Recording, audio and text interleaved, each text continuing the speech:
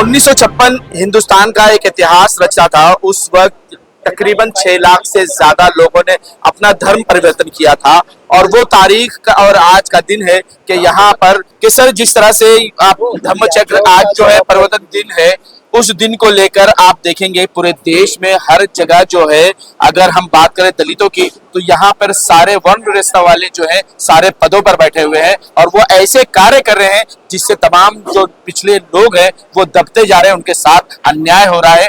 और बात तो करते हैं संविधान की, लेकिन संविधान के खिलाफ काम करते हैं। ये भारत के जो दलित और बहुजन वर्ग उनकी ये धारणा अभी बन चुकी है कि विद्यमान भारत की जो सरकार है और महाराष्ट्र की जो सरकार जिसकी अगुवाई भारतीय जनता पार्टी करती है, वो संविधान को अमल में लाने से कतरा रही है। केवल कतरा नहीं रही है, बल्कि वो संविधान को मिट्टी में मिलाने की कोशिश कर रही है। और इसीलिए हम ये मानते हैं कि भारत में जितने भी दलित और बहुजन वर्ग जिनका अस्तित्व ही भारत के संविधान पर आधारित है, वो वर्ग निश्चित रूप में भारतीय जनता पार्टी के खिलाफ में खड़ा हो। और हमने देखा कि लोकसभा चुनाव में भी यह वर्ग भारतीय जनता पार्टी के खिलाफ खड़ा हुआ था। आने वाले जो महाराष्ट्र के विधानसभा के चुनाव है, हम मानते हैं कि महाराष्ट्र का जो दलित और बहुजन वर्ग है, वो जो भारत के संविधान को सर्वोपरि मानता है, वो निश्चित रूप में अपनी भूमिका लेगा। और भारतीय जनता पार्टी के जो मंसूबे हैं, इस देश में मनुस्मृति का राज लाना जो चाहते हैं, उसके खिलाफ में निश्चित रूप में एक राजनीतिक भूमिका संगठित रूप में महाराष्ट्र का दलित और बहुजन वर्ग देगा। सर, भागवत जी के उस भाषण को आप कैसे देखते हैं? उन्होंने कहा है कि मंदिरों में सभी को जाने की इजाजत देनी चाहिए, अगर हम बटेंगे तो कटेंगे। इसको आप कैसे देखते हैं? इसका क्या उद्देश्य, क्या मकसद है उनका?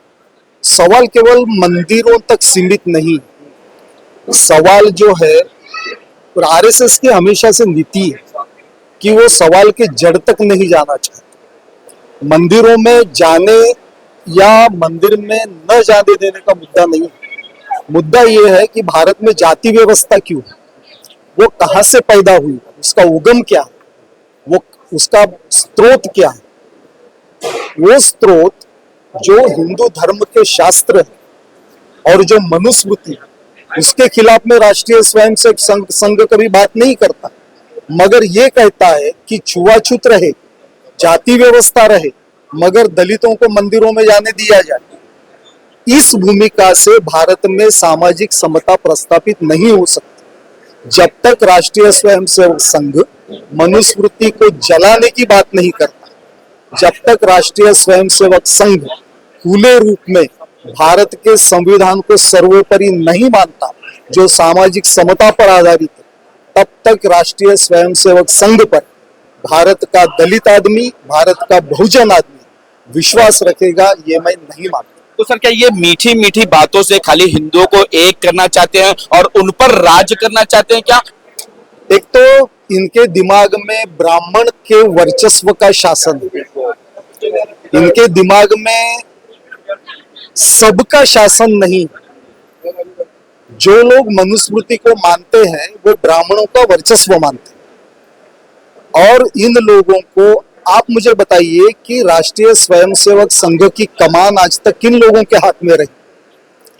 राष्ट्रीय स्वयंसेवक संघ ने आज तक भारत के प्रशासन में और शासन में जो ब्राह्मणवादी विचारधारा के लोग बिठाने की कोशिश की, और आज हद यहां तक पहुंच गई है कि भारत के प्रशासन में राष्ट्रीय स्वयंसेवक संघ की ब्राह्मण वर्चस्ववादी विचारधारा को मानने वाले लोग खुले आम बैठे हैं और वो खुले आम बोल रहे हैं। और आपने सही कहा कि न्यायपालिका में भी वो लोग अभी खुले आम बोल रहे हैं। और इसलिए मैं मानता हूं कि भारत के अस्तित्व, भारत के संविधान सबसे बड़ा खतरा यदि कोई होगा तो वो राष्ट्रीय स्वयंसेवक संघ से है, और उनके समर्थन से चलने वाली जितनी भी सामाजिक, राजनीतिक और सांस्कृतिक संगठन है उनसे।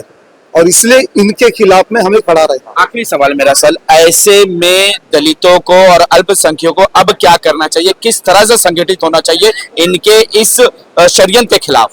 मैं ये मानता हूं कि संगठित होने के लिए विचार चाहिए।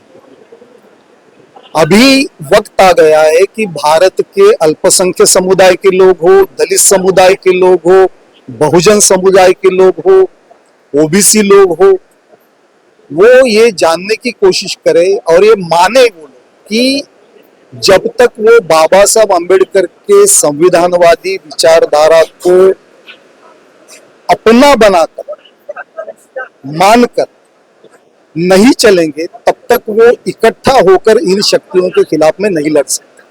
क्योंकि ये लोग बटे हुए हैं। जैसे हम यदि बहुजन समाज की बात ले, ओबीसी समाज 3000 से ज्यादा जातियों में बटा हुआ है, अल्पसंख्यक समुदाय कई धर्मों में बटा हुआ है। तो ये जो बंटवारा है, ये बंटवारा खत्म करने की जो ताकत है वो केवल बाबा साहब के विचारों में है। और इसीलिए अभी ये इन सभी शक्तियों को तय करना होगा कि हमें बाबा साहब के विचारों को प्रमाण मानना है, इकट्ठा आना है और अपनी लड़ाई पूरी ताकत के साथ में राष्ट्रीय स्वयंसेवक संघ और उनकी विचारधारा से चलने वाले जितनी भी ताकतें हैं उनके खिलाफ में अपनी लड़ाई को बुलंद कर। जिस तरह से हमने देखा कि यहाँ पर आज नहीं, एक नहीं, 3 कार्यक्रम है। उस कार्यक्रम में सबसे विशेष कार्यक्रम जो है वो ये है कि एक तो जनता के नेता थे ही, लोगों की जिम्मेदारी तो कांधों पे थे ही उनके काम करने की, अब सरकार की भी जिम्मेदारी कांधों पर आ गई है। अब इन्हें जो है जिला नियुक्त सदस्य कमेटी में भी ले लिया गया है। सर, अब कितनी जिम्मेदारी आपकी बढ़ गई है?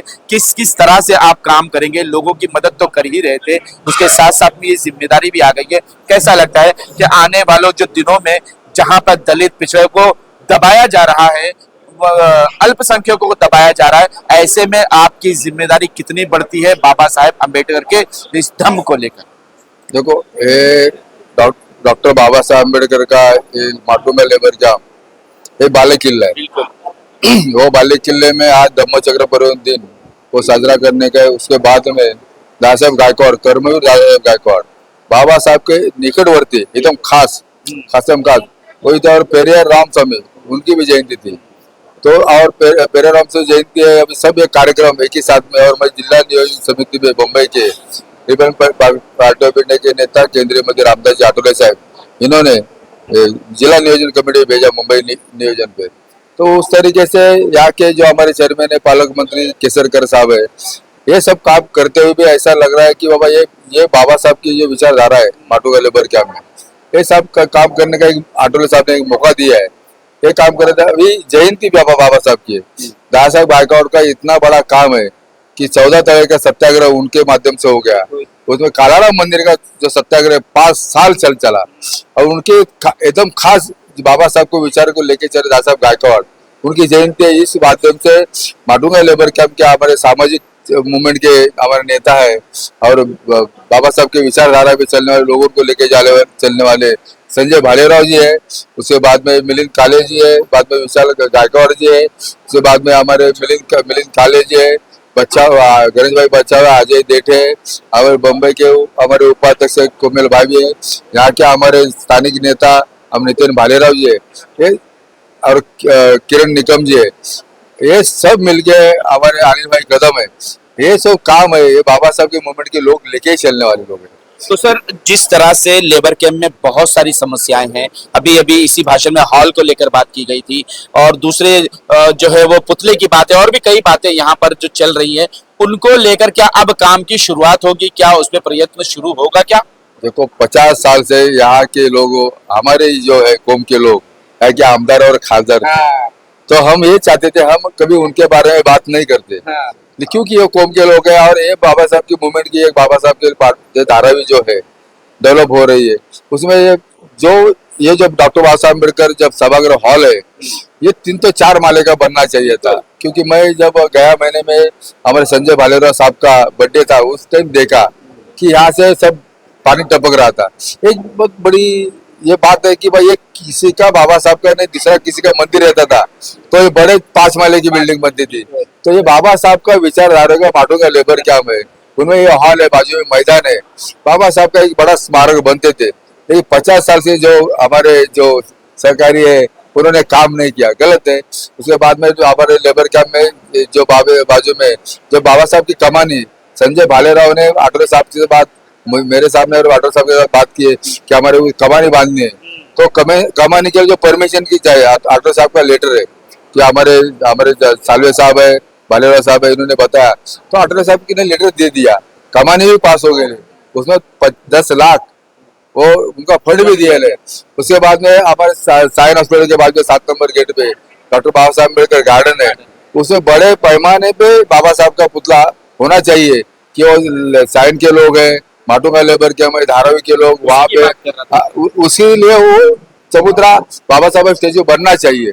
तो उनका भी जो 4-5 महीने के बाद पहली बात हो गई भालेराव साहब के साथ में, हमने आर्किटेक्ट भी लाया था, और वो आर्किटेक्ट लेके पुतले का माप भी लिया, गार्डन में कितने बड़ा पुतला बन जाएगा उसका भी। अभी जिला नियोजन कमेटी में आया हूँ मैं, आटोले साहब के माध्यम से, हमारे नेता केंद्रीय नेता रामदास जी आटोले साहब, उनके पत्रव्यवहार और बाकी के सब, मेरा भी जो काम है, तो अब बड़े पैमाने पे पुतला बनेगा और बड़े पैमाने में कमानी भी बन जाएगी, तो सुशोभीकरण का काम शुरू हो जाएगा, सुशोभीकरण कार्यक्रम हो जाएगा। उसके बाद में हमारे मुकुंद नगर में जो हमारे अशोक स्तंभ का है, जो वो भी काम बड़े पैमाने पे हमारे रोड पे ही है, मेरे साइड बैंड्रा मेन रोड पे, उसका भी काम हाथ पे ले लेंगे।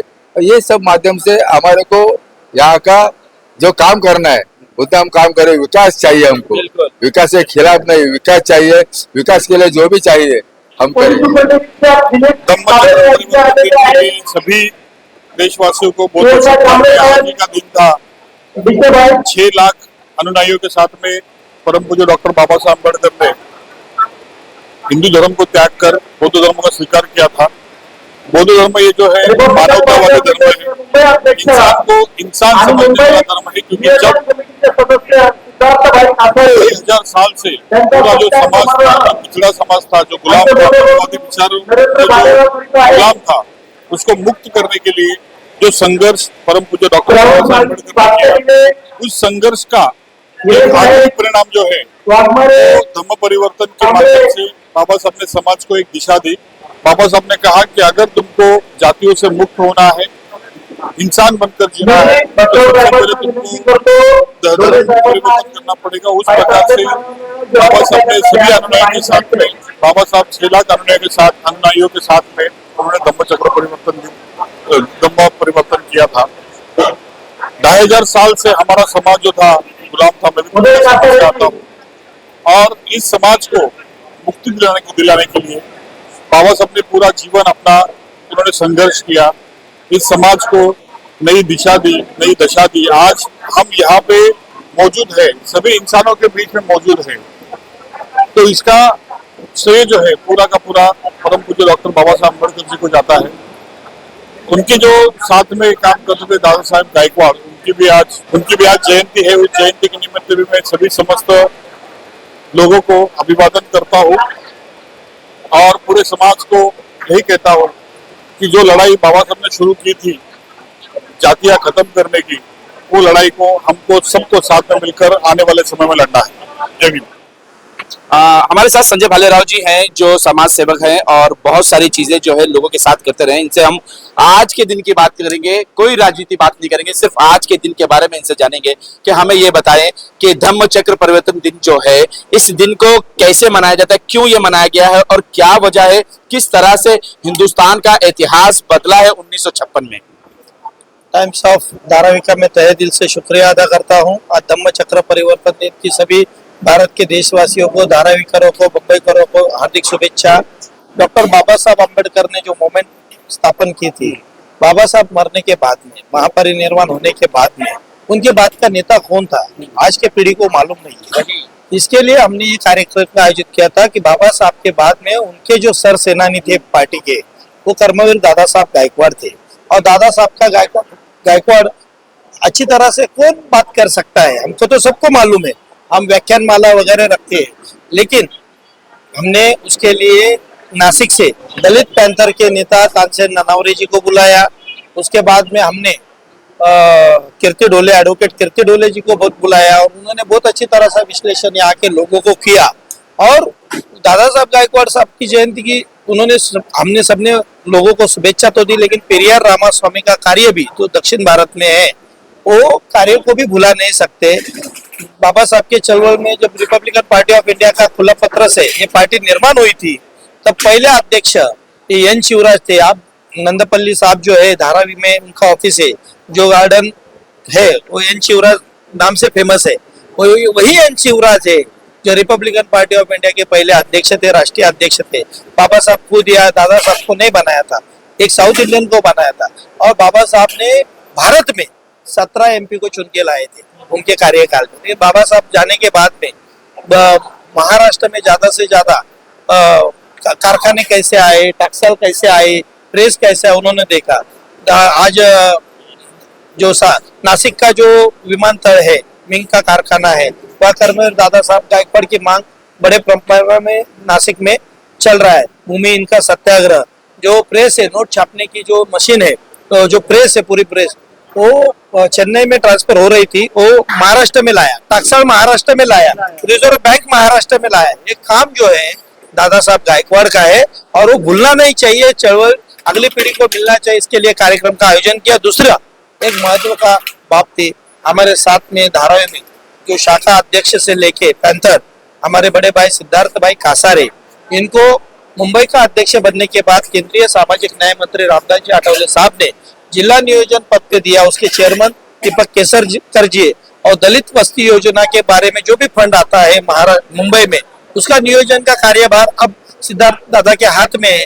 लोगों को ज्यादा से ज्यादा वो किस तरह से मदद कर सकते हैं, धारावी के लोगों को मदद कर सकते हैं, दलित वस्ती में किस तरह से फंड बंटवारा कर सकते हैं और उनका यथोचित सत्कार होना चाहिए। इसके लिए माटुंगा लेबर कैंप के लोगों ने उनका आज इधर आदर सत्कार का कार्यक्रम रखा था। संजय भाई, हम जानना चाहेंगे कि जिस तरह से देश में आप देख रहे हैं किस तरह से विरोध होता है, दलितों का विरोध होता है, हिंदुओं का विरोध होता है, तो ये क्या फर्क है, क्यों ये विरोध करते हैं, वजह क्या है बाबा साहब के उस वचन को जो उन्होंने अपने किस पुस्तक में लिखी थी और वो पढ़ कर बताया था कि ये हमारे देवता नहीं है, वो हमारे देवता नहीं है, इसको क्यों विरोध किया जाता है? जो सच्चाई थी वो उन्होंने सामने लाया। येवला में बाबा साहब ने 1935 में घोषणा की थी, मैं हिंदू बनकर पैदा हुआ, वो मेरे हाथ में नहीं था, लेकिन हिंदू बनकर मरूंगा नहीं।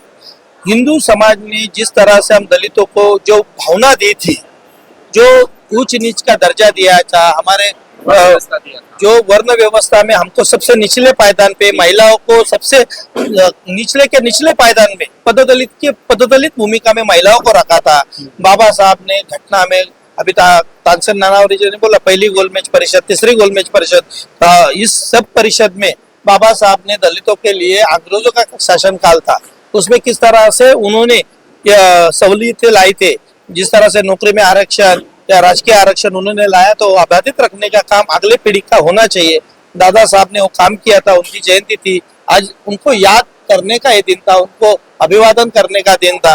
और आने वाले देश में सनातनी विचार के जो लोग हैं, जो जात पात मानते हैं, मेरा तो ये मानना है, यदि इस देश में मुसलमान नहीं रहते थे तो पहला टारगेट दलित ही रहता था, उनके ही सर फुटते थे। आज जो जातिवाद, धर्मवाद, भाषावाद, प्रांतवाद, सीमावाद का जो वाद करने वाले नेता है, आज वो ज्यादा फेमस होते हैं वाद निर्माण करके, लेकिन हमारा बंधुत्व, प्रेम, समता का राजकारण, हम बाबा साहब का राजकारण है, उनके अनुयायी है।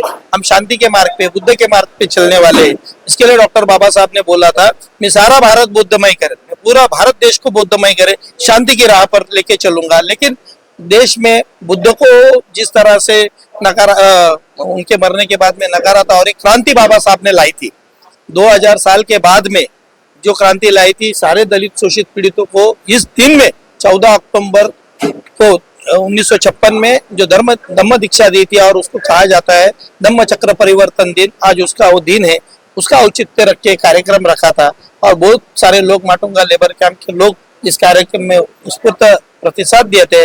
मैं हार्ट ऑफ धारावी का तहे दिल से शुक्रिया अदा करता हूँ, और एक मैसेज देना चाहता हूँ कि विकास करने वाले आदमी को आने वाले समय में जो निवडणूक आचार संहिता लगेगी, जिन लोगों ने तुमको सालों साल फंसाया है, जिनका फंड रिटर्न चला गया है, आज भी हमारे धारावी के लोग गटर नाले में रहते हैं, ऐसे लोगों को ना चुनते हुए जो काम करने वाला आदमी है, जो धारावी के मन की बात करता है, जो हिंदू मुस्लिम एकता की बात करता है और सच्चाई में करता है, सिर्फ मुंह में राम बगल में छुरी वाला काम नहीं करता, ऐसे आदमी को ही वो वोट देवे। हम दादा तो इच्छुक नहीं है, लेकिन हम धारावी के लोग उनको बोलते हैं कि खड़े रहिए और धारावी का कमांड अपने हाथ में लीजिए, और आपसे बेहतर नेता इस धारावी में कोई नहीं है। और इतना मैं कहना चाहता हूँ। जय भीम।